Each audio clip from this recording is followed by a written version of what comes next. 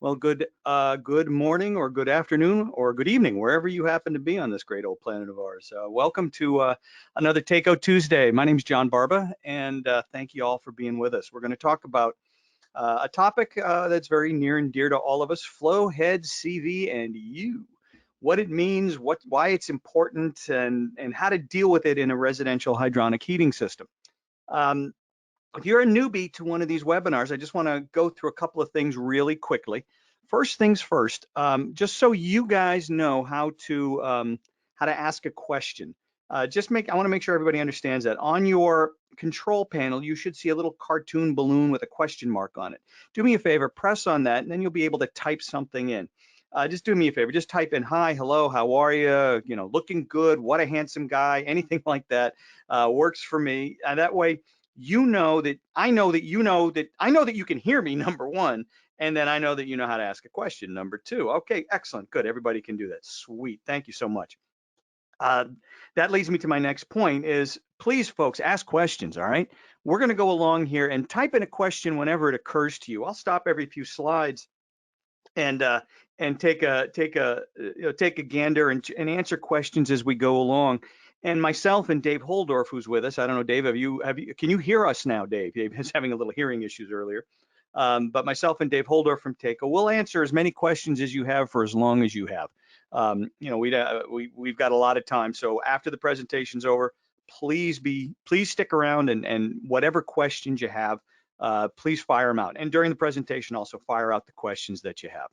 The other thing I'd like you to do, and if you're a veteran of these webinars, you've heard me say this over and over and over again to the point where you don't want to hear it anymore, but got to say it once more. Please, ladies and gentlemen, treat this as a classroom experience. By that, I mean, make sure you have in your hands a pad of paper and a pen, and take notes as you would in a regular classroom experience. All right, that taking notes helps you stay focused. It helps you stay engaged. Otherwise, the webinar, you can see me, but I can't see you, and I don't know if you're off to la la land or if you're checking Facebook or doing some emails or whatever. Make the most out of this hour, focus on what's in front of you, and take notes, write stuff down. That way you'll have a written record.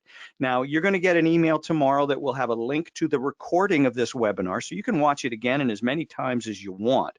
So please feel free to do that. But it helps you stay engaged by just focusing on what you're doing right now in front of you. So just take some notes. All right. And again, questions, boom, you got them. Ask them. If I don't know the answer, I'll tell you. If I know the answer, I'll tell you what the answer is. If I don't know the answer, I'll tell you that too. I don't know anybody, folks, who knows everything there is to know about hydronics. I know a few people who believe they're that person, but trust me, nobody knows it all. And if you stump me, well, hey, good for you. I'll learn something too. Alrighty, let us get going. Flow, head, CV, and you. Alrighty. Flow and head are basically it's what makes the water go round and round, obviously. And it's an important part of hydronics because if the water doesn't go round and round, we don't get heat, we don't get anything. We got bupkis, right? So we have to know flow and we have to know head or head loss or pressure loss. You cannot separate the two. They go hand in glove. One goes up, the other goes up a lot. So we're going to discuss that. Flow goes up, head goes up exponentially. It's not a linear relationship. If you double the flow, you double the head. That's not the case. If you double the flow, head might quadruple. And we're going to show you some math formulas and ways to figure that out so you kind of see what happens within a system and you can understand system dynamics and where systems actually operate.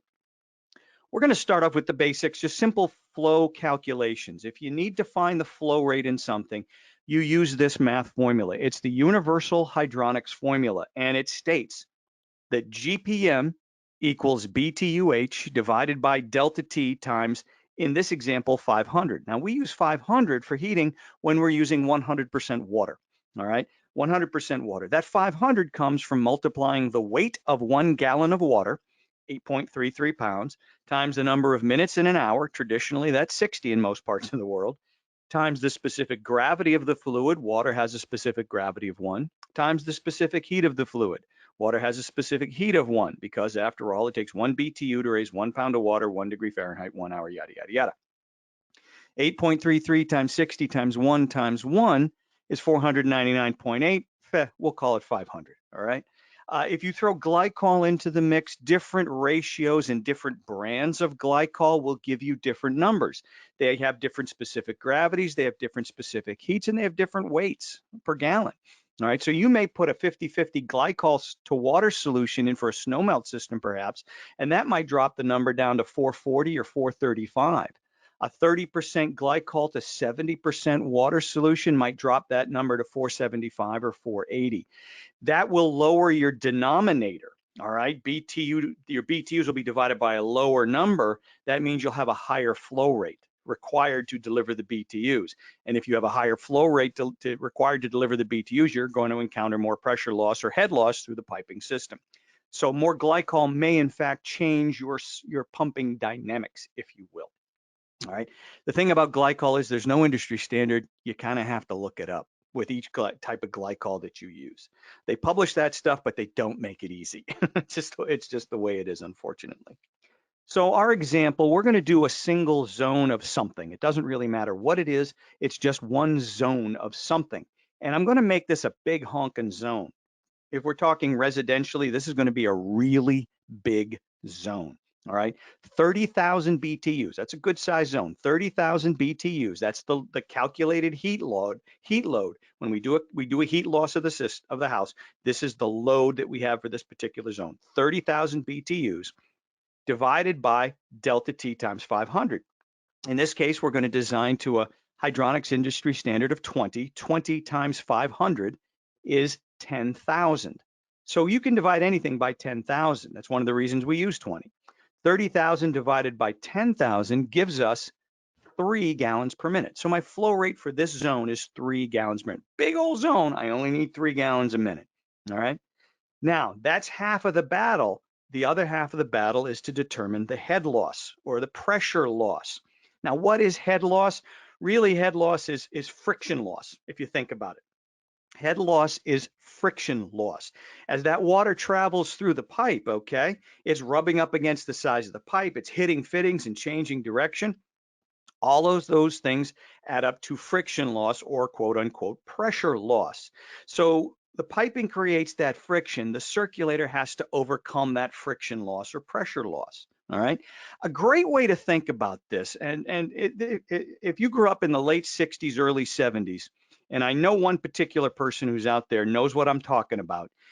If you remember playing with Hot Wheels, okay, as a kid, and I loved Hot Wheels, man. Hot Wheels were my life because nobody really liked me when I was a child. So I spent a lot of time alone with my Hot Wheels. Hot Wheels were cool. You had that orange track, right? And for the first few years of its existence, it was all gravity. You started up the hill, you had the little purple clamp, you connected the track together, and the cars went down the hill around the loop-de-loop, and it was great fun. A few years into the Hot Wheels phenomenon, Hot Wheels came up with this thing called a supercharger. And what it allowed you to do is to set up a track that was flat. And what the supercharger did is it had these two rubber wheels that were spinning. And if the car went into it, the rubber wheels would grab that car and boom, shoot it out the other side, which to me, this is a perfect example of what a hydronics heating system is all about. If you think about it, the Hot Wheel car itself, just think of that as the water within the system, all right? As that, and think of the orange track as the pipe. As that car's going around the orange track, it's kind of slowing down due to friction, all right? The water doesn't slow down in a heating system, but you kind of get the idea. It's friction that's causing that friction loss across the piping system. Once the car comes all the way back around and hits that little supercharger speed shack, well then, boom, it gets shot right back out. Think of that as the circulator, okay? So there you have it. You know, the Hot Wheels are the water, the track is the pipe, the supercharger is the circulator. Bada bing, bada boom, that is your hydronic zone, okay? We have math that we can use to figure out what that friction loss or what that pressure loss is going to be, all right? Let's take a look. Let's take a look. All right. So in this case, we have a chart. I got this chart from the Copper Development Association's Copper Tube Handbook. And you can look that up on their website. I think it's copperdevelopmentassociation.org. And you can download their Copper Tube Handbook. It's about 180 pages of mind-numbingly boring stuff. until you get to table 6. And table 6 is useful in that it gives you a chart to determine the pressure loss of water due to friction. And it's pressure loss, all right? Pressure loss due to friction in types K, L, and M copper, but it gives it to you in PSI per foot of pipe, all right? Just in PSI per foot of pipe. We'll figure out how to turn that into feet ahead in a second, but let's take a look at this chart now. Over here on the left-hand side, we find our flow in gallons per minute. Now we're looking at 3 gallons per minute flow. Now I know from pipe sizing guidelines, 3 gallons per minute, I'm going to be looking at 3/4 inch type M copper in this example. So 3/4 inch type M copper, I follow the row and the column to where they intersect, and right here, I see that my pressure loss for 1 foot of pipe is 0.009 psi. So 0.009 psi per foot of pipe pressure loss. Now, my total loop, let's say my total loop length, if I measured from the Gazauta side of the circulator all the way back around to the Gazinda side of the circulator, was about 190 feet as the crow flies. Again, I told you this is a big zone, guys. This is a big zone. 190 feet.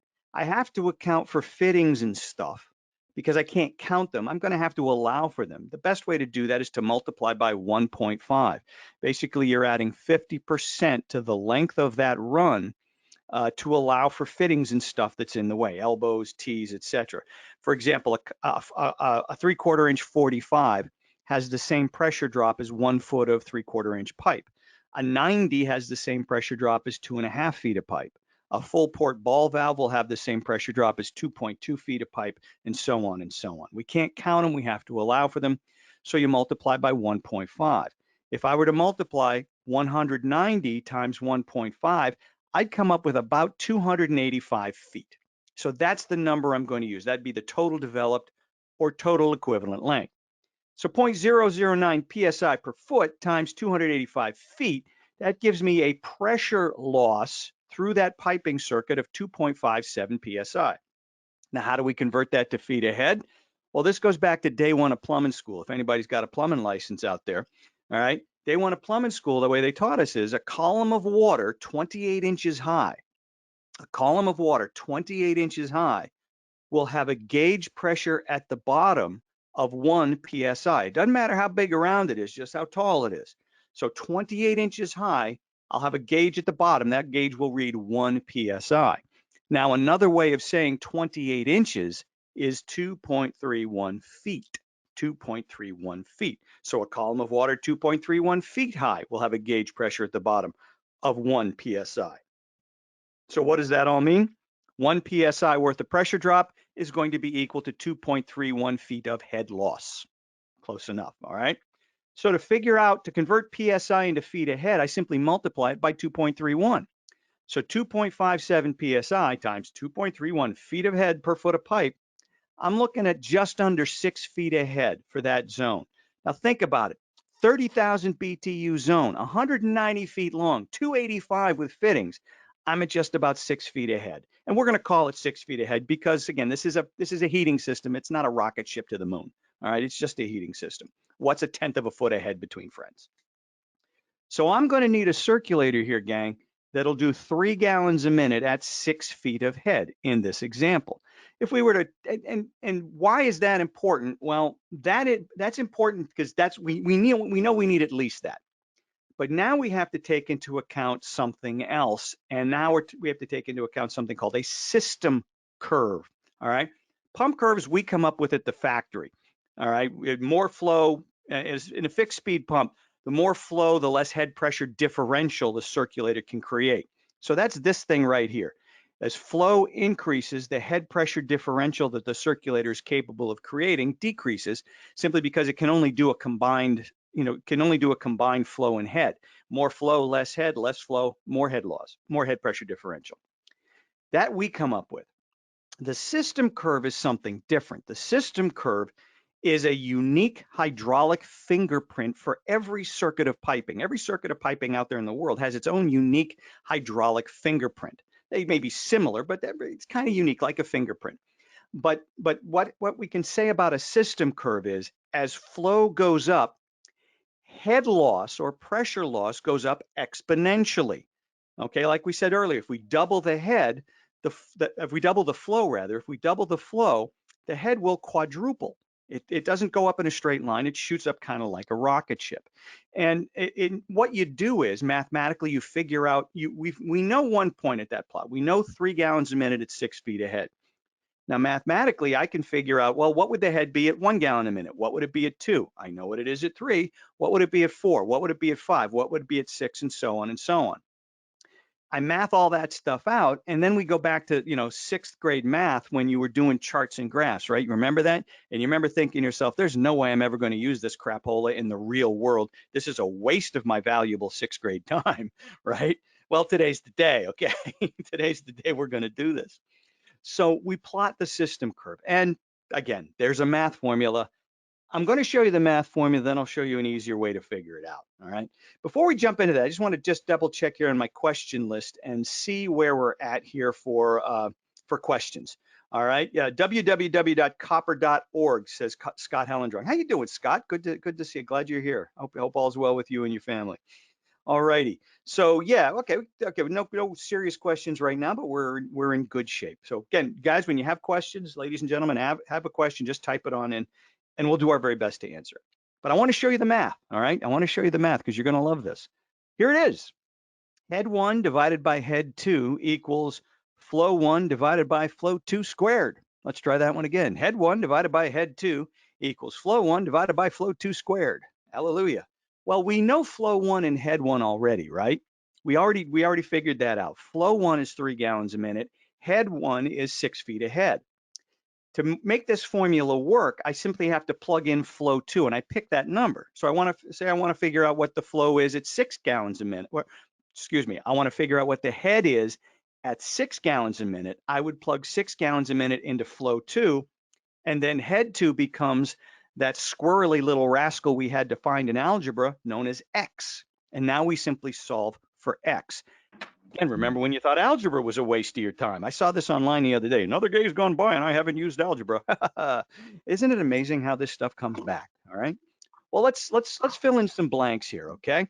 So I know 3 gallons a minute. That's flow 1. I know 6 feet ahead. That's head 1. And I want to find out what the head would be at 6 gallons a minute. All right. So I'd simply fill in the blanks. So 6 feet ahead right here divided by x, that's head 2, is equal to flow 1, 3 gallons a minute divided by flow 2, 6 gallons a minute squared. All right. Let's simplify this. 6 divided by x equals, well, 3 divided by 6 is 0.5 squared. If I square 0.5, and now I get 6 divided by x equals 0.25.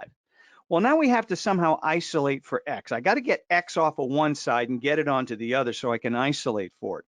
So in this example, 6 divided by x equals 0.25. I want to get rid of the x on the left-hand side. So I'm simply going to multiply both sides by x. This is where algebra becomes fun, right?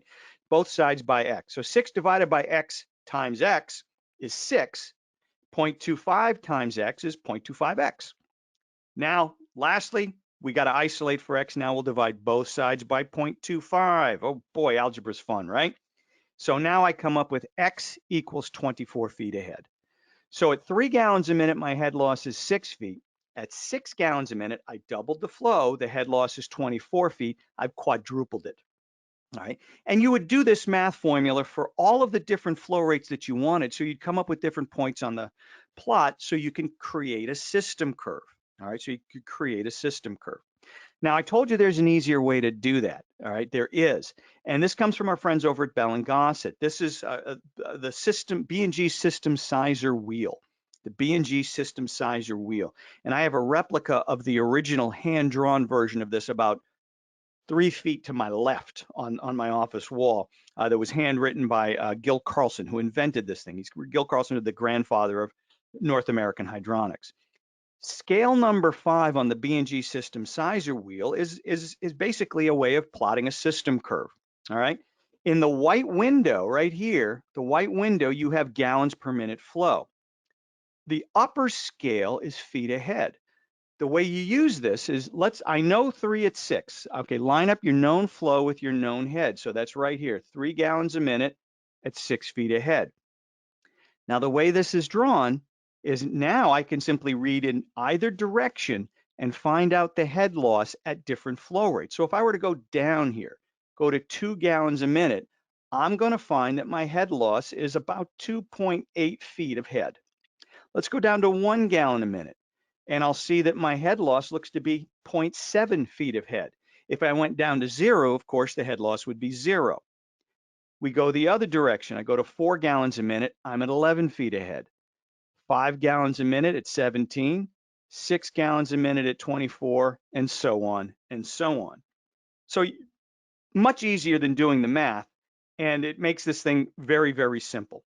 So here are my different points. I calculated it all the way out to 8 gallons a minute. All right, so 3 at 6, 4 at 11, 5 at 17, 6 at 24, 7 at 33, and 8 at 42 feet ahead.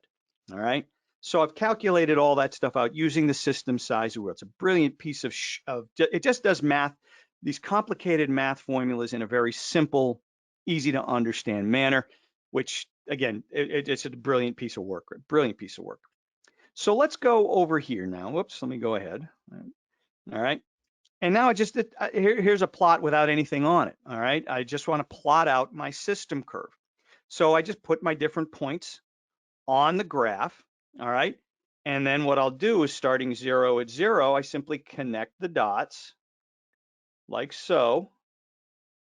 And there's my system curve. Why is a system curve important?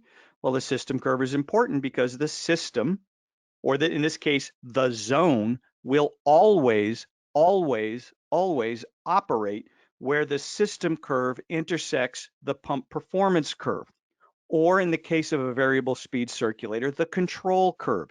It's always going to work at that point of intersection. It has no choice. There are no options here.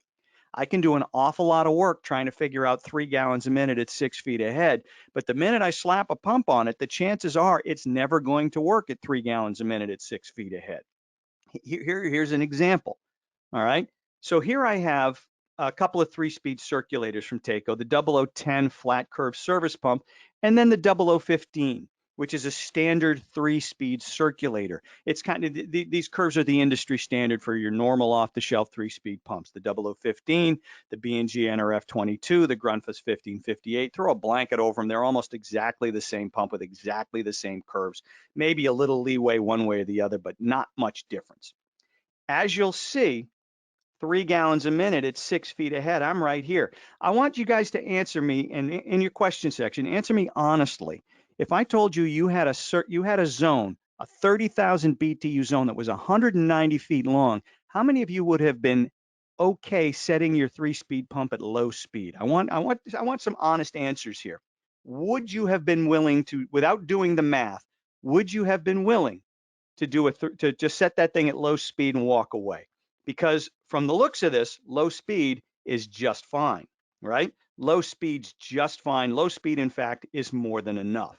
All right. It's really interesting when you do the math, you find that we have a chronic over pumping problem in this country. Because where would you normally set this? Most people, be honest, when you set up a 3-speed pump, you set it to contractor no callback mode. You set it up to high and say, it works, it works. And if you were to do that, and then let's just connect the dots here. If we were to do that, you'll see that I'm actually pumping close to 5 gallons a minute. Is that close to 5 gallons a minute there? Let me move this out of the way. Yeah, I'm actually close to 5 gallons a minute instead of the 3 that I need. Is that a big deal? Well, it depends on your definition of big deal. If your definition of big deal is someone's going to call you and complain that they're freezing to death and they're blaming you, you don't have a problem here. Can you deliver 30,000 BTUs under design conditions at 5 gallons a minute without even breaking a sweat? Of course you can. No one's ever going to freeze to death in this scenario. But what's going to happen? Well, let's go back to our math formula, okay? Oops, let me go back here. GPM equals BTUH divided by delta T times 500. I do this all the time, but it's important. So in this case, my load was 30,000 BTUs, and I had a 20-degree delta T, all right? And I came up with 3 gallons a minute. Well, I'm not giving it 3 gallons a minute. I'm giving it 5. All right, that's a 66% increase in flow, people. That's a 66% increase in flow. That's 2/3 more flow than we would normally require with a 20-degree delta T. I'm not going to get more output. I don't need more output. 30,000 BTUs is the load under design conditions. What has to give, boys and girls? Something's got to give here, and the something that's got to give is right there. Is my delta T. I'm not going to have a delta T of 20. I'll probably have a delta T of maybe around 12 under design conditions.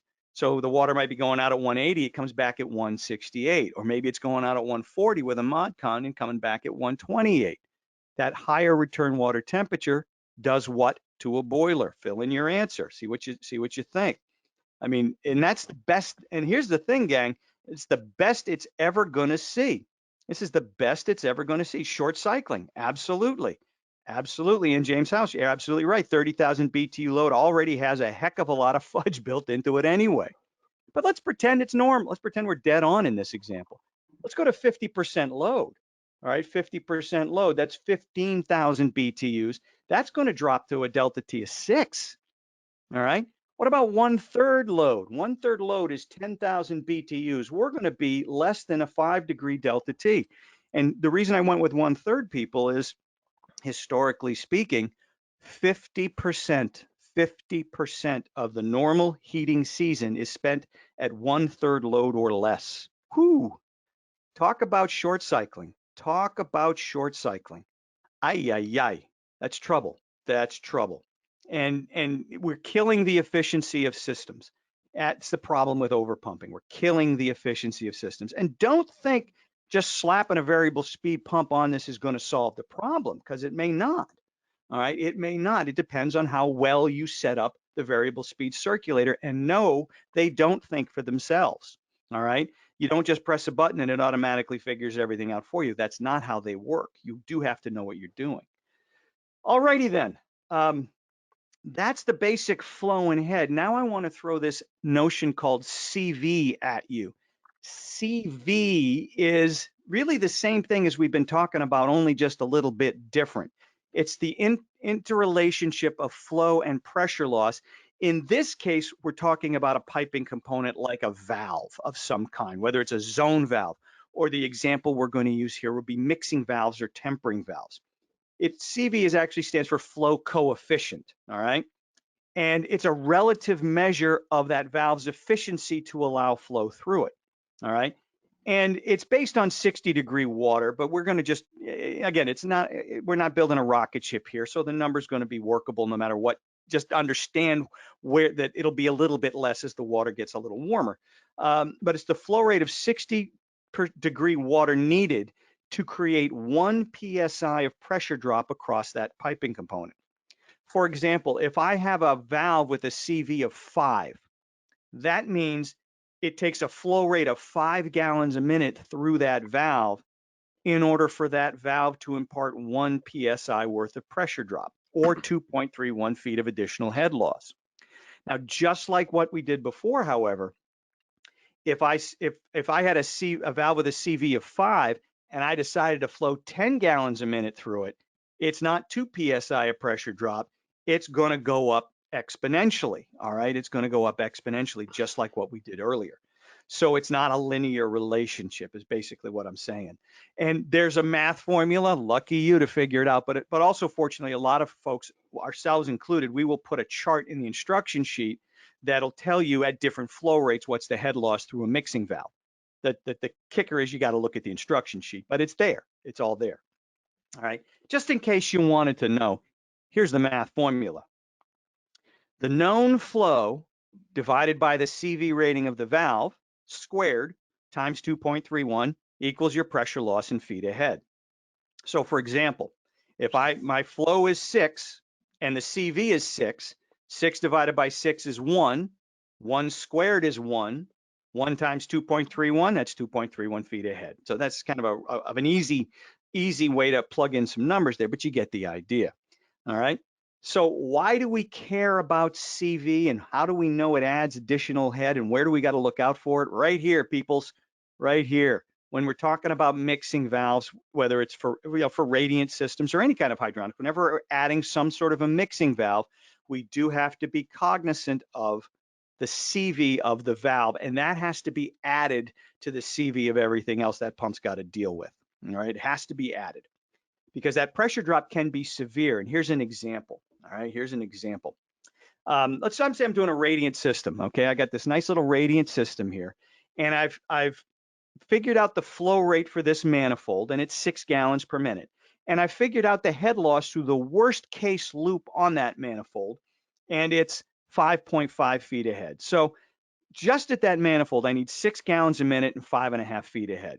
Well, it's a remote manifold, okay? And I'm bringing, I have to pipe it, I have to pipe to it and back from it, all right? I've got supply and return piping I have to deal with. So let's do a little supply and return pipe math, and we come up with head loss through the supply and return piping of an additional 3.5 feet of head, okay? An additional 3.5 feet ahead. So if I were to put just those two together, that's not an unreasonable circulator. 6 gallons a minute at 9 feet ahead. That's a piece of cake. All right. We don't have any trouble finding that at all. However, we do have to take into account a mixing or a tempering valve. Let's take a look at a tempering valve first, a thermostatic, non-electric, fixed temperature tempering valve. Okay. Fixed temperature tempering valve. These, generally speaking, have very low CVs, which means they have very high pressure drops. Okay. These are the Takeo 5000 series mixing valves designed for heating systems, all right? And you'll see we got a 1/2 inch, a 3/4, and a 1 inch. So the 1/2 inch has a CV of 3.3, which means 3.3 GPM equals 1 PSI of pressure drop equals 2.31 feet ahead. The 3/4 is 3.5. The 1 inch is 3.8, all right? What I'll do here is find my flow rate over on the left-hand side. In this case, it's 6 gallons per minute. And it's 1 inch pipe, right? I'm 6 gallons per minute. I'm going to be using 1 inch pipe. I go all the way over to the left, and I find that I have 5.76 feet of additional head. So there's more head loss through that valve than there is through the PEX tubing on my manifold. That's how substantial it can be. So if you want to math that out, again, it'd be 6 divided by 3.8 squared times 2.31, and that's where you'd get that number. But I have to add that 5.76 to the 9 I had before. All right, so we add them up, 5.5, 3.5, 5.8. All right, now I'm at just about 15 feet ahead. We'll call that 6 gallons per minute at 15 feet of head. All right. And the question here came out, is this for mixing valves or any valve? This same thing for any valve. It's for any valve out there that has a CV rating. They'll all have they'll give you a CV rating, and that formula will apply to all of them. All right. So where does this leave us? 6 GPM at 15 feet ahead. Whoa, hello. I'm way the heck up here. Now that's slightly above high. How about that? My high speed. Now, see what happens is if I had gone with a lower speed, I'd be in trouble. See, if I had 6 at 9, I'd be right about here, and I'd be okay. I might have an issue. But in fact, I have 6 at 15. So what does this tell us? Can we use the 0015 here? Let's hear from you guys. Type it on in. Can we use the 0015 here? Does that make sense? All right. Could we use this? Could we use that circulator in this application? Do do do do do do do. Boom boom boom boom. We got some yeses and we got some nos and we got some possibles. That Some pretty possibles, much covers yes. it. And then we got an it depends. Yeah, we're kind of covered everywhere. Hey, Dave, I hear you now. All righty. Yes, I finally made it, so I'm around. All right. Better late than never, my man. It's my opinion with this, I think we could use that at high speed. As long as we have the horsepower in the boiler to deliver the BTUs, I think we'll be okay at high speed because let's think about it. When do I need 6 gallons a minute? I need 6 gallons a minute on the coldest day of the year, that design condition, right? Which is maybe 2-3% of the heating season, all right? If I've got the horsepower to do it, remember, I'm not working at 6 gallons a minute. I'm going to be working right here, which is probably about 5.8 gallons a minute. If I have any fudge built into the heat load, which I probably do, I'm going to be fine.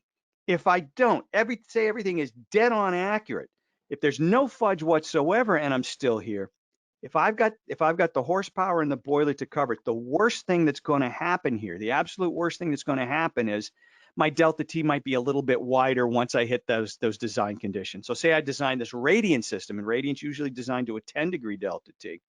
If I designed it to a 10-degree delta T, under design conditions, it might go to 12, 13. Oh, hold a horror. Okay. That's not necessarily a bad thing. All right. That's not necessarily a bad thing.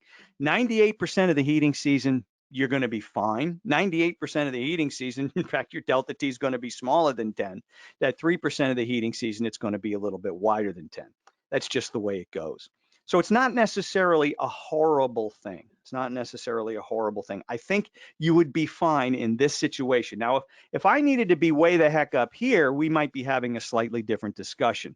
But if I'm in that general neighborhood, really close, I think you'd be okay going with this circulator at high speed.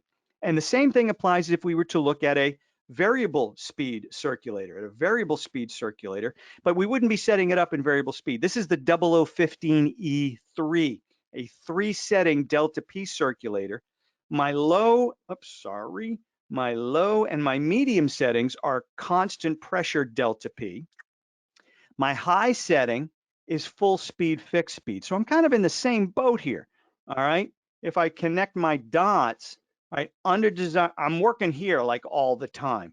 Under design condition, I'm a little bit off, but I think we're going to be okay for the most part. Again, the delta T might get a little wider than design under design conditions. If the horsepower in the boiler can take care of the load, we're going to be okay. It's not going to be a horrible thing. So in these instances, the rule of having that dot either even or slightly below your performance curve, you can stretch that a little bit in these examples. Does that make sense, folks? Let me know how we're doing, because I've been just rattling on like crazy for about a half hour here. I just want to know, how's the pace, guys? Does that make sense? Are we working good? All right. I would even add to that, John, saying, Ken Peters posted a little while ago, and he says in 35 years, he's only seen a system 2 or 3 times ever operate at the design delta T. So you've got so much fudge in there. So going Oh over yeah. the line is more than fine. Yeah. Yeah, yeah. And Todd Raymond asked, what would be the problem? And realistically, Todd, when it's that close, there really wouldn't be a problem with it. Whether it's the delta T's 10 or 12 or 13, there's really not going to be much of a performance issue. If talking about hot or cold spots on the floor, not with that little of a variation. If you went to if that was stretched out to 15 or 20 and the tubing was between the joists, well, then you might experience some slight variations in floor surface temperature. You'd still heat the room, however. So those are the two things that I'd look at, Todd. But again, if it's designed to a 10 and you're at about 12 for just 2% of the winter, it's still going to the room's still going to heat and you're going to be fine. Okay. Here's a question from Michael Nineman. Do radiant manifolds list a CV rating, or is the loss negligible? Well, the loss is pretty negligible through the manifold itself. The fittings might have some pressure drop. Dave, do you have any insight on that? A lot of times they don't list them as a CV; they'll list them more as a pressure drop at As a a given pressure flow drop? rate. Yeah. Okay. Yeah, and for the most part, it's fairly minimal to the overall head loss of the system. So it's not something I'd get too wrapped up around, because it's just 2 points in that system where the longest loop or the worst case loop connect. Okay, so it's probably not something to get too worried about, but yeah, you're there. All righty. So let us continue. Again, another one from John. Hey, John Catania, how you doing, my man? Can we calculate pressure drop in the field on existing systems? Boy, that's a good one. On a radiant system, I mean, first thing you got to know if you're going to do this is you got to know the load as best you can. All right, you got to know the load as best you can. But you ask a good question, John. If you're trying to replace a circulator, a dead circulator, and you're not quite sure what to use, and let's say it's a Zona Fin2 baseboard, just to keep it simple. The first thing you got to do is get an idea of the load as best you can. Now, best way to do this obviously is going to be to do a full-blown heat load, but face it, you're replacing a circulator. That's not really going to happen. It's not realistic. So what you might do is two things really. A lot of people will measure the baseboard in that system. All right, they'll measure the baseboard and then multiply by their favorite number, say 500. That tells you how much baseboard's installed. It doesn't necessarily tell you the load. Well, if you could do that, and let's say I've got 40,000, or let's say I have 30,000 BTUs worth of baseboard installed in that zone, and then I go back and I check the pipe size. The pipe size is 3/4. Well, I know 3/4 inch copper pipe is my flow rate there is 2 to 4 GPM, which on a 20-degree delta T is 20 to 40,000 BTUs. I got 30,000 BTUs worth of board installed, 2 to 4 GPM, 3/4 inch. I'm gonna work on a 3 gallon a minute flow rate. I might be off, I might be high, but without doing a heat load, that's about the best we can do. Step two to calculate the head loss would be estimate the length as best you can. Again, that's going to be I'm going up 10, I'm going over 10, I'm going down 30, over 20, back 30, over 10, down 10. That might be as good as you can do. All right. So you add all that up, multiply it by 1.5, and there's your total developed length estimated. All right. So let's say that's 100 feet. All right. Then, as we did before, multiply that by 1.5 to allow for valves and fittings and such. And now I'm at 150 feet. The last step would be to multiply that number by 0.04. Okay, 0.04, which represents 4 feet of head for every 100 feet of straight, properly sized pipe. All right. So 150 times 0.04, that's going to be about 6 feet of head. All right. That's going to be, again, 3 at 6. It just works out that way, but that was accidental. But the way that is it's calculating head on the high side. It's calculating the head as if the flow rate through 3/4 inch pipe were 4 gallons a minute instead of 3. But that's your Friday afternoon, let me get a pump in here and get this thing running kind of decision to make. Okay, that's how you'd have to do that. Now, you can calculate it if you have gauges on both sides of the pump. Absolutely, turn it on and just read the pressure differential, multiply it by 2.31, and there's your head loss. However, if you don't have gauges, you don't have that opportunity. Okay, you don't have that opportunity. And 0.04 regardless of pipe diameter, absolutely, John. Yes, 0.04 is regardless of pipe diameter because our pipe sizing guidelines are all based on the same limitations. A maximum fluid velocity of 4 feet per second in each pipe size. So it's kind of universal. So 3/4, 1 inch, 1.25 inches, 1.5 inches. I still multiply by 0.04, and that'll give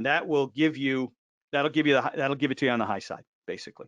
All right. So you'll definitely be safe. Definitely be safe.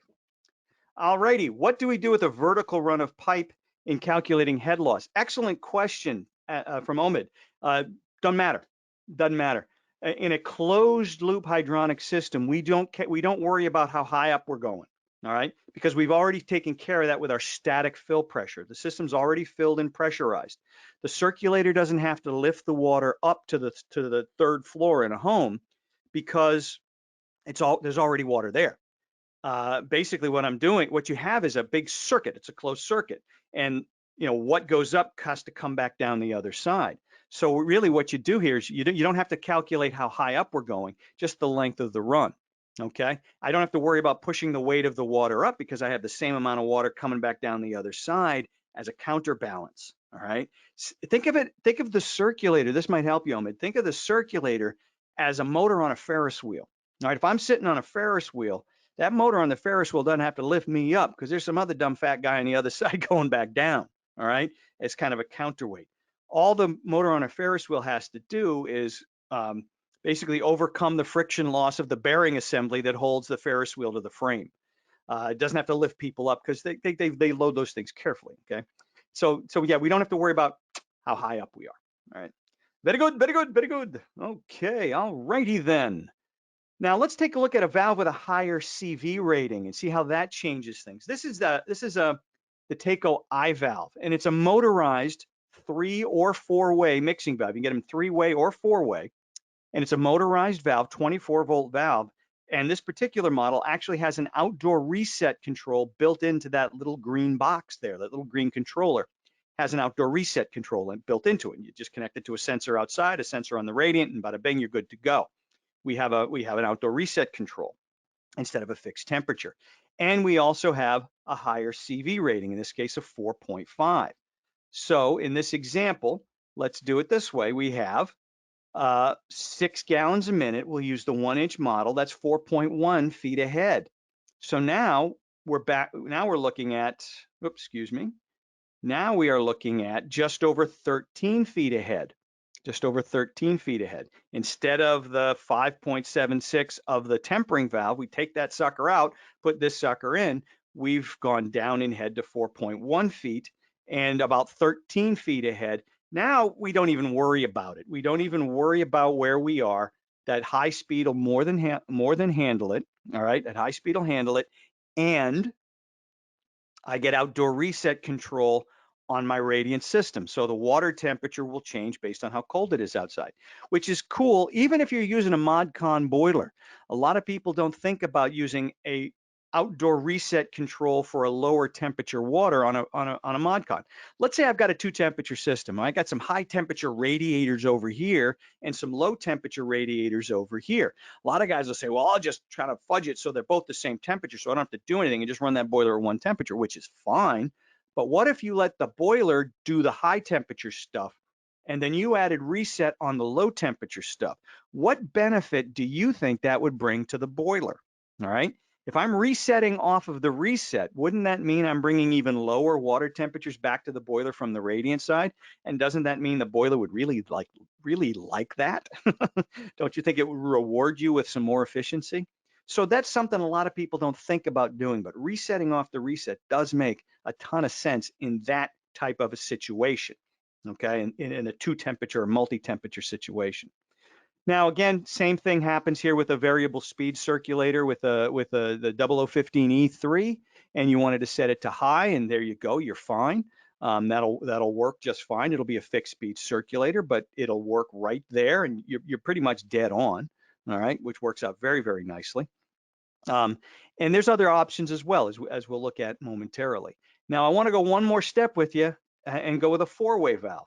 And guys always ask me, well, what's the difference between a 3-way valve and a 4-way valve? Well, one way. I guess that's really the only difference. One of them has 3 holes and the other one has 4, and you got to fill in that 4th hole or water's going to get everywhere. All right, that's just the way it is. The thing about a 4-way valve is it's for higher flow rates. Much as you can see here, the CVs are much, much higher, and the pressure drops are much, much lower. Now, a cool thing that you can do here is, remember, I've got 6 gallons a minute, and that's 1-inch pipe. But in this example, you know what? There's no reason I couldn't use the 3/4-inch valve, because dig the CV, it's 7. If you can match the flow to the CV as close as you can, you're going to have very consistent water temperature control. All right, and I'll explain why in a bit, but that's not a bad thing to do. It's a little bit less expensive, which is nice, but you're going to have much tighter water temperature control. In this example, all right, I'm looking at a 1.69 feet of additional head. Now my total head for the system is 10.7 feet. Now, see, we've dropped that head loss an awful lot, and this starts to open up some things for us. Now, again, now we're at medium speed on our 3-speed circulator. If that's where we want it to be, we could certainly do it that way. But dig what it does for us if we go to that 0015E3, the variable speed circulator. All right, I'm at that situation again. This is a little bit high, but again, we have a lot of fudge built in there. I would say setting that to the medium setting for 10 foot ahead constant pressure is going to be a terrific thing to do in this example. First things first, if this was just a single zone, I'm going to be working right here at a much lower pump, at a lower per pump curve. So instead of working at 44 watts, perhaps that might be at about 35 to 37 watts. So it's a little bit more electrically efficient, which is nice. Now, what if I had manifold actuators on that valve, multiple zones, manifold actuators on that manifold that were basically like a zone valve system? Now, with a zone valve system, I'm going to have multiple system curves here for different combinations of zones that are calling at any given point in time. So in this case, as zones close, I'll work here, or here, or here, or here, and so on. And as I'm doing that, I'm reducing the speed of the circulator and reducing the wattage consumed.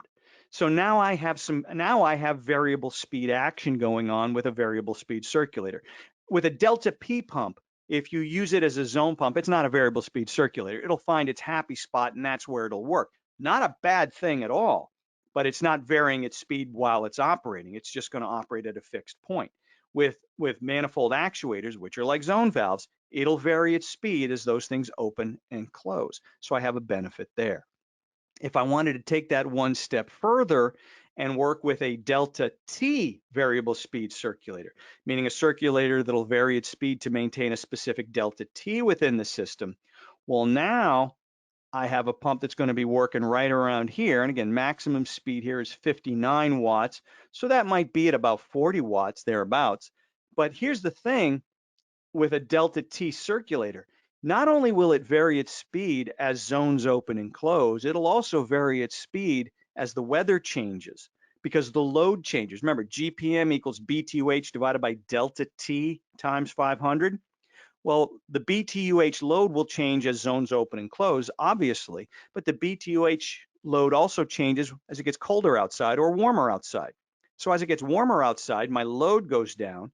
If that circulator is varying its speed to maintain, let's say, a 10-degree delta T within the system, well, what's going to happen is as it gets warmer outside and we're pumpulating at a certain speed, that delta T is going to want to get smaller. The sensors that come with the circulator are going to sense that and say, oh, I better slow down.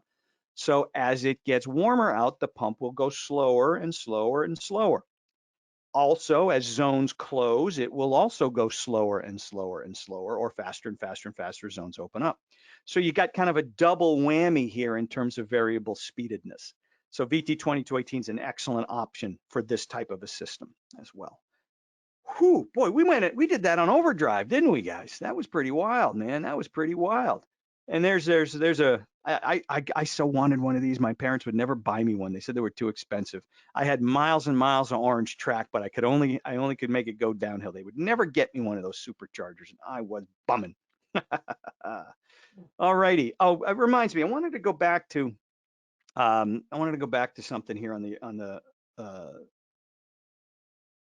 boom right here about why you might want to go with a 3/4 inch instead of a 1 inch. Even though the line at 6 GPM, the pipe size is going to be 1 inch. Why would I want to use a 3/4 inch valve? Well, remember these things, this is a motorized valve, and that motorized valve moves at a fixed speed. It moves at a fixed speed. And what it's doing is it's hunting for the right water temperature. And it basically what happens is the smaller the valve, the narrower the hunt, if you will. So, and the bigger the valve, the wider the hunt for that right water temperature. So let's say the system comes on and the outdoor reset control says, I need 135-degree water going through this radiant system.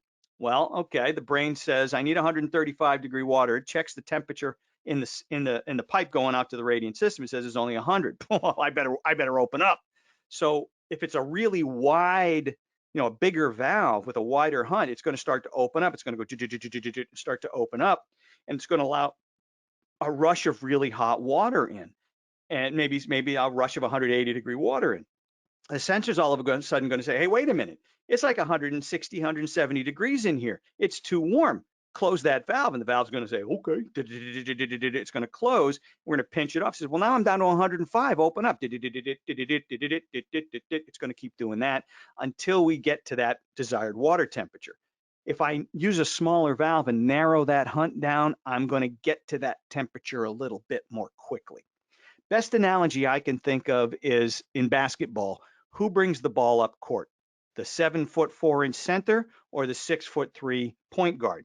It's usually the 6'3" point guard. He's built a little closer to the ground. He can move the ball a little bit. He can control the ball. There's not a big distance between his hand and the floor. So when he's bouncing the ball, he keeps it under control. The 7'4" guy bringing up the ball, he's bouncing from up here. The ball, it's a lot. He can lose control of the ball or have it stolen. So that to me is the best analogy I can think of in my own limited capacity, but I think it tells the story.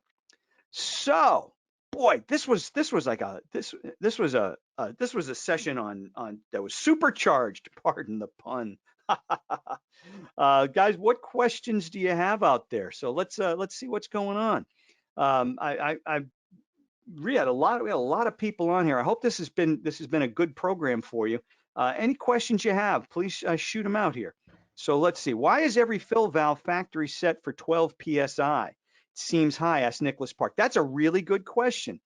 Um, there's the expansion tanks. If you take one out of the box and check it, they're they're pre-charged for 12 psi, and fill valves are set for 12 psi. In any case, whatever you do, both of them should be the same. They need to be the same.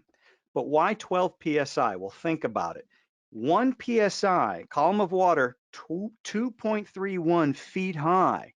All right, 2.31 feet high has a gauge pressure at the bottom of 1 psi. If you were to multiply, Nick, 12 psi times 2.31 feet per psi, what would we have? We'd have 27.72 feet. 12 psi is the amount of pressure needed to fill and pressurize a system up to the uppermost portion of a normal residential structure with a little bit left over for safety. All right. So say I'm, boiler's in the basement and I got a third floor up there, and that the radiation levels maybe 25 feet up above. Well, I'm good. 22, 25 feet. I'm in good shape. I have a little bit left over for safety. So that's why we filled at 12 psi. Is if it's only a 1 or 2 story building and the 1 story and there's no, I don't have any lift. I don't have to fill and pressurize the system. Then we don't need 12 psi, obviously. But in most normal residential structures, you got 2 or 3 floors of heat. You got to fill and pressurize that system up to the radiation level on the uppermost floor. That's where you come up with 12. All right, and as a result, that's why you have a 30 psi relief valve on the boiler as well. But that's a different story. So let me know if that answers your question, Nicholas. That was a good one. Don the Snake Prudhomme and Tom the Mongoose McEwen. Oh man, Ken, you are bringing. I wanted that set so badly. I didn't get that one either. I love the Mongoose and the Snake drag race set. That was great. And they had those little parachutes, little drag chutes that you run over that thing. And it wouldn't slow it down, but it looked cool. How do we go back and watch this webinar again? Asked Tom Kalinowski. You're going to get an email tomorrow. Everybody's going to get an email tomorrow. Just a little follow-up, say, hey, thanks, appreciate you coming by. Along with you'll have a link to a certificate of attendance for 1 hour and a link to watch the archived recording of the presentation. So you'll be able to go back and watch that as many times as you wish, okay? Excellent. Yeah, the chutes just tangled and failed anyway. Yeah, but they look cool, right? They really did look cool. Why is the valve pressure drop lower in a 4-way valve than a 3-way valve? Asked Alan. Dave answered that. It's the way it's piped in, the larger passages of, it's a bigger valve. There's more room in there for flow.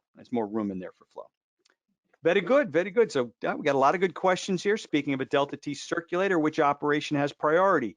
Outdoor temp variation or zones opening and closing? Well, it kind of does both at the same time. All right, it's not a one or the other. It's just reacting to changes in load. All right, whether it's coming from outdoor temperature or zones opening and closing. The zones opening and closing is more immediate because that happens right away. Outdoor temperature changes gradually over time. So it's not prioritizing one or the other. It's doing both at the same time. Very good. All right, what else do we have? It's a lot of good questions here. Okay, when converting a large pipe steam system, is it important to size circulators to maintain velocity in large pipe, or can you plan your flow? Boy, that's a really good question. And I've always felt, and if you don't size it for velocity, you're going to have air issues. All right, you're going to have air issues. So there's 2 ways of looking at it. You got to air vent the bejeepers out of that system. And or you have to size it. You have to shoot for that minimum velocity. which would be 2 feet per second, is be a minimum velocity. That's always a challenge. Converting those systems are always a challenge, and it's always something I've struggled with. But that would be how I would look at it. And if anybody else has a different opinion out there, please share that. That's a really good question, Michael. All right. Jeffrey Young is in the house. How are you, Jeffrey? Good to see you. Good to see you. All righty. How we doing here, gang, with questions? All righty. Any more questions? Keep them coming in. We're going to go back here and see what you have here. Bum, bum, bum, bum, bum. Yep, 35 years of experience. Never seen a 20-degree delta T. It's very rare you're going to come across it. It's very rare because we overpump. Just the way it is. All righty then. One of the questions just came in is, what's the main issue with velocities under 2 feet per second? Oh, good question. Dave, you want to take that one? Velocity, when you're above or below our recommendation, we end up with air issues, and we have troubles trying to get the air out, or the air is just not moving in the system. So when you're under that 2 feet per second, it's just hard to get the air to your air eliminators in the system itself. Kind of sounds like, you know, it's just not going anywhere. There's just not a lot of flow happening in the system. Yeah, and as Dave said, when you have velocities under 2 feet per second, dissolved molecular oxygen has a tendency to turn back into a bubble. All right, and maybe you'll have babbling brook sounding systems. Maybe you'll get airbound. It's when we have that low velocity, then we start to have a little bit more. We start to have air issues within the system. Now there are parts of the system where we want that to happen. Oh, like the air eliminator.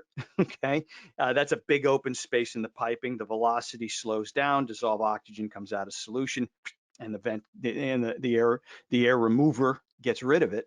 So that you want that in that situation. But in your distribution piping, you generally don't want to do that. All righty then. Now here's a good one. If I increase flow through a length of baseboard, does the baseboard put out more heat? Incrementally, and basically what's happening is it's not so much that, if you look at baseboard ratings, they have ratings of output ratings at 1 gallon a minute and 4 gallons a minute. All right. So if you go from the 1 gallon a minute to 4 gallon a minute rating, we're quadrupling the flow, and the output goes up, maybe 6-8%, maybe about like that. So a little, maybe you might be getting a little bit more flow, not a ton. Okay. And if you have a smaller delta T, meaning you're over pumping the zone, you'll have a higher average water temperature. That may also give you a little bit more output. But the thing is, how much do you need? If everything's sized the way it's supposed to be anyway, and you've got enough, getting more out of it's kind of like, how far do you want to hit a baseball? So it's over the wall or it's out of the county. Either way, it's a home run, right? So it's the best analogy I can come up with on short notice, but you kind of get the point. If everything's sized the way it should be, then you don't have a problem. If things are undersized, well, then there are things we can do to get that output higher. The most effective is to boost the water temperature. Increasing the flow, like I said, quadrupling the flow is 6-8% more output. You increase the water temperature, you're going to get more. You're going to have a little bit more of an input, or of an effect, of an impact, if you will. All right. Anything else out there, Dave? Mr. Holdorf. I'm sorry. Yes. Earth Yep. to Dave. I was just dialing them in. There was one that came in, and it came in about using a 3-speed circ on domestic hot water. Would we use a 0 to 10 mode or an aquastat, or with an aquastat? So, I'm not sure where we would find a 0 to 10 mode for a DHW system. Where we need to see some modulation of a circulator, because when you're looking at domestic hot water recirc, it's the flow is the flow. We're not really modulating the flow or need to change the flow with that. So if you're looking for a simple control, an aquastat could do the job. I think 0 to 10 is not going to get us anything out of it. It's got to have some sort of logic to tell the pump what speed to run at, and we just need to move water. Yeah, there's in residential applications anyway, and Rick Mayo's on here too. If you want to chime in as well. We tend to really overcomplicate domestic hot water recirculation. I don't know of a manufacturer that recommends a variable speed pump for domestic hot water recirculation. I'm talking about pump manufacturers that say use a variable speed pump that will really vary its speed. You can have an adjustable fixed speed circulator like we do, like we have, but there's no point in varying the speed with a like a delta T or a delta P pump for a for domestic hot water recirculation, simply because what we're trying to do is get hot water to that last fixture as quick as we can. All right, that's what we're trying to do. It's not, it's nothing crazier than that. So in my mind, with our 006E3, it's an infinitely adjustable fixed speed pump. You adjust it to the speed that you want and need for the job, and then let it run. And then you simply turn it on and off as needed. So there's no need to vary a speed. A lot of people will try using that with auto adapt or active adapt and think it's going to figure everything out, and that's just crazy. It doesn't do that. Usually just pick a fixed speed and the right fixed speed, and you're good to go. All right. So that's how I think that would work out. Let me know if that answers if that answers your question, Ed. One thing they might Alrighty. be able. Hey, Johnny. Oh, Can you there hear you me? are. Hey, Yeah. Rick. With that, what he was talking about doing 0 to 10 or pulse width or something. What like a third party company, control company or something, could send us a signal based on amount of GPM they wanted. And so, if building management said, okay, I want DHW to come on, and it knows it's being operated with a 0 to 10, they would say, okay, at 5.5 volts, that gives me just the right GPM I wanted for, let's say, 4 gallons a minute. And this, not residentially, I'm talking commercially, but that might be a way they could use that signal, not to vary it, not to change the speed or anything, but just to go for a set GPM. Because nowadays, our circulators tell you what the GPM and feet of head estimates are, and you could actually use that based on the 0 to 10 signal for a specific GPM. Throwing it out Okay. there. Yeah. I got you. Excellent. I was just thinking of when I think of 0 to 10, I'm usually thinking modulating. So thank you. Yeah, that's good. Yep. Excellent. Very good. Very good. That's why see, Rick is here to answer the questions that Dave and I don't know the answer to. Because he's a smart dude right there. It's a smart dude. All righty. Will I be able to review this seminar later? That's Joe Hancock. Yes, Joe. Like I said earlier, you will be getting an email tomorrow that will have a link to the recording, and you can watch it as many times as you want. Okay, so as whatever you need, that'll be there for you. This one looks like fun from Bruce Blomfield. In an existing zone system, 7, zone all in-floor half-inch loops. I replaced a fixed speed with 3-speed pump without knowing all the info. What would have been better, Delta P or Delta T? Well, I'll make this blanket statement almost every time. As long as the pump is sized, it has the capabilities of doing what you need done. To me, Delta T is virtually always a better choice than Delta P. Simply because of its functionality. Now, that said, this is the important part. Sometimes, depending upon the size of the system, sometimes the difference is this big, sometimes the difference is this big, and sometimes the difference is this big, to the point of being, not even noticeable. The bigger the system, the higher the flow in head, the more a Delta T pump can vary its speed, the bigger the benefit. So if you got a system where you're close to that maximum speed, then it has the ability to vary a lot more than if you're kind of halfway or a third of the way up in that variable speed wedge.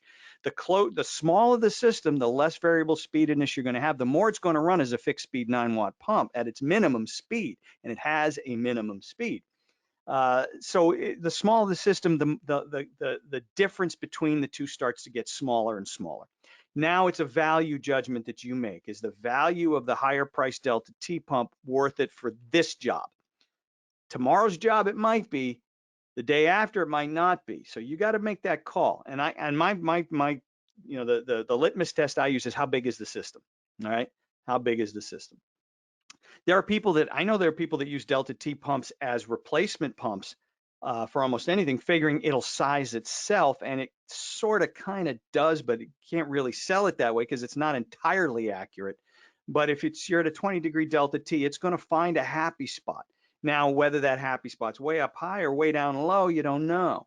I had a guy, a rep, who's actually on this call, rep told me many years ago he had a customer who bought a bunch of Delta T pumps and put them on different zones and said, these things are crap. They don't vary their speed. They're all running at 9 watts. These things suck. Well, it was a really, really, really small system, and it was about 35, 40 degrees outside too. So they really weren't going to vary their speed at that point. They were doing what they could do. All right. They were at that minimum speed. They were fixed speed 9-watt pumps. That's just the way it is. Bigger systems, more benefits. Smaller systems, smaller zones, less benefit. So I'm hopeful that answers your question. That was a good one. All righty then. Yeah, I need my kids to explain the math, so I'm with you there. How's the homeschooling going? Anybody here doing homeschooling? I'd like to know about how that's working out. And new appreciation for teachers, right? Oh God, if my kids, I'm glad this happened when my kids are adults and out of the house. If they were home and I had to teach them, I think, oh God, I wouldn't be talking to you today. All right, can you explain the conical shape on the 4900 air eliminator and how does it benefit the float in normal operation? Somehow it keeps the water out or near the mechanism. I think that's a Rick Mayo question. Rick, you've explained that better than I ever could. Rick, if you want to tackle that one? Yeah. So envision the conical shape.